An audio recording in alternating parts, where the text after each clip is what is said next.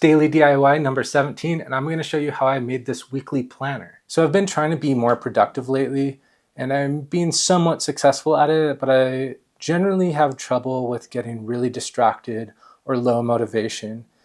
And even though I've been doing a lot lately, I still hit some roadblocks. And so as much as I don't want to admit it because it's not really my style to have one, I decided I should probably have some sort of planner because maybe if I just schedule things for me to do, it'll help me stay on task. I certainly could have bought a planner, but I thought it'd be fun if I made my own for a project. So that's exactly what I did. I'm really lucky and fortunate because a couple years ago, I bought my own Risograph, which is a kind of printer that looks like a copy machine, but it uses spot color inks. So it's a little bit like screen printing and a copy machine combined, but it has a really cool look and texture, and I have a few different colors for it. And so I thought this would be a good project to make use of the Riso.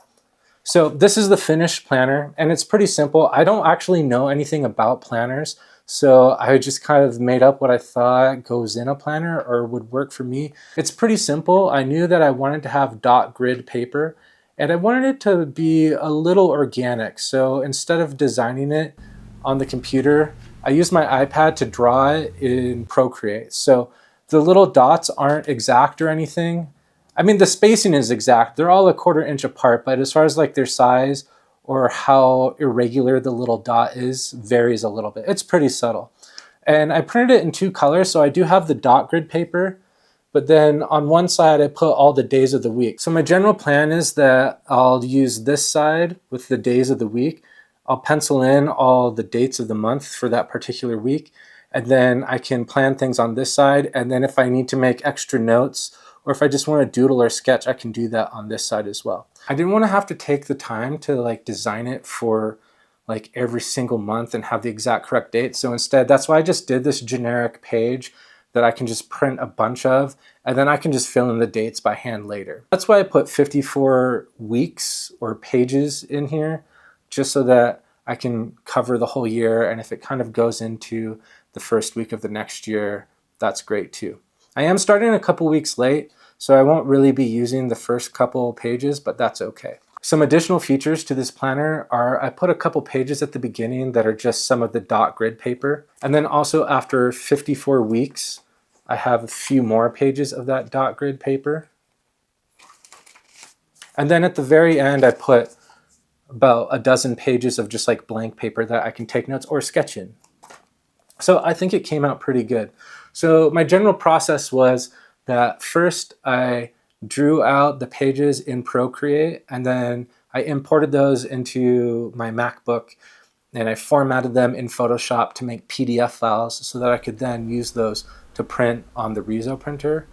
And I printed everything out, and when you're doing 2 colors, like on these calendar pages, so I have bubblegum pink and aqua blue, those are different ink drums, so you have to print those separately. So I got everything printed, and I printed both sides of the paper, and I also printed these covers on some cardstock. And once everything was printed, I then had to collate it all together.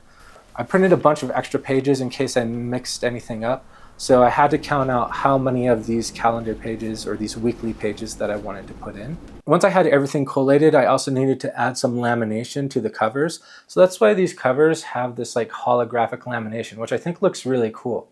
So the reason I had to do that is because the Riso ink is either soy or rice based. It's kind of like an oil based ink. And although it does dry, it doesn't dry 100%, so it can be a little smeary. It's not that big of a deal on these pages because there's just not that much ink coverage. So that's not really going to be a problem. It shouldn't really smear or anything. But on the cover with a lot of ink, as you can see, if I didn't put a lamination on this, the cover is going to get handled a lot, and so that would smear and get on my hands or get on the other pages. So that's why I put some of this lamination film on it, which is really easy to do. I just basically take some of the lamination film, peel back 1/2 inch of it and get it started, and then I use a little squeegee to press it all out and smooth it out and make sure that it's got good contact and there's no air bubbles. Once the covers were laminated, I was then able to trim it down on my guillotine trimmer, which is a special kind of paper trimmer. It looks a little similar to that typical paper cutter you might see in a classroom, but instead of having a blade that swings down, it has an arm that presses down a guillotine blade that comes straight down. So it's able to cut through a lot more paper at once and a lot more accurately. It lets you cut down whole text blocks, which is really good for bookbinding and other projects like zines. After that was all trimmed, I wanted to give it a nice radiused corner, and I have a special tool for that. It's just a little radius trimmer, and so I chopped down the corners. This was a lot of pages to go through, and my radius trimmer wasn't able to do it all in one cut. So I found that I had to cut like the last quarter of the book separately so that I could get all the corners cut. Then one last step before I could put it all together is that I needed to punch holes for this coil binding. So I have a coil binding machine. It's not really a good one because it's not the typical like professional coil binder. The kind that I have is the one that is made for kind of like homeschool teachers and stuff to like put together course materials. And so it's not that well made, but the reason I have it is I found it at a thrift store for like $7 or $8, which is a total score, of course. I'd like to get a nicer coil binder at some point, but I make do with the one that I have. Once I had all the pages punched, which takes a while because you can only do like 5 or 6 pages at a time, otherwise the coil binding machine gets stuck. Then you just put the coil in. I just fed it right into all the holes, and then you just trim off the excess and bend in the ends. And with that, the whole planner was done. I really like it. I like this size. It's 4.25 inches by 7.25 inches. So not super big, but not super small either. I don't know that I'm gonna like go into really big depth with my daily planning. I'm just gonna try and put in things like what video projects that I wanna work on throughout the week, or if I have any other scheduled projects for work. And then I also might do meal planning in this. And then other than that, maybe it will also become a sketchbook. Now that it's all done, I want to put some stickers on this. I kind of struggle with sticker anxiety, you know, like where you have like some really good stickers, but you're too scared to actually use them because you don't want to waste them. I'm trying to overcome that, but I think this is a great object to use some of my favorite stickers. Well, that's the finished journal with all the stickers on it. I think it came out really cute, and I think it's going to be really useful. I hope you enjoyed watching. See you later.